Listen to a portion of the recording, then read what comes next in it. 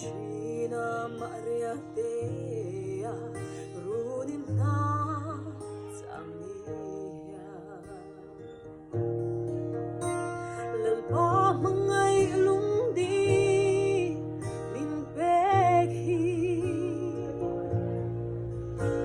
Alut suang ngayon Kadan hiya Ngil ni kanay silaw At sang tilaya Asak mel mo'y leang kare Du ay sa